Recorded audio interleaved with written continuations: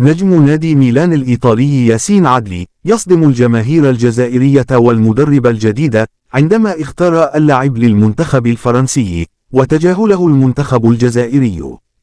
حسم اللاعب ياسين عدلي مستقبله الدولي باختياره اللاعب لمنتخب فرنسا، موجها بذلك صدمة للجماهير الجزائرية وللمدرب الجديد فلاديمير بيتكوفيتش، إذ استبعد اللاعب للمنتخب الجزائري في المستقبل.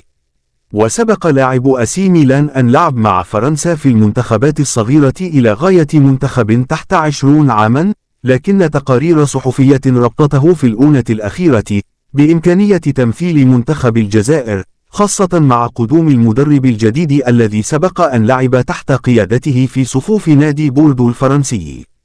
وسار ياسين عدلي على خطى نبيل فكير لاعب ريال بيتيس الإسباني حاليا، الذي كان قريبا جدا في عام 2015 من تمثيل المنتخب الجزائري، لكنه غير قراره بشكل مفاجئ واختار اللاعب للمنتخب الفرنسي الذي شارك معه في كأس العالم 2018 وتوج معه باللقب، وهو لاعب بديل.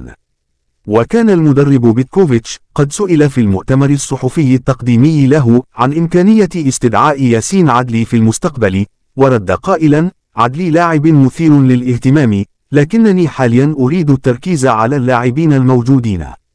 وصدم ياسين عدلي الجماهير الجزائرية من خلال تصريحات أدلى بها خلال مؤتمر صحفي يسبق مباراة سلافيا براغ التشيكي في ذهاب الدور الثاني من الدوري الأوروبي، وقال: بين الجزائر وفرنسا، كلاعب أرغب في أن ألعب في أعلى مستوى، اللعب لمنتخب فرنسا هدفا لي، سأشرح لكم ذلك في وقت لاحق، وليس الوقت المناسب للحديث عن ذلك.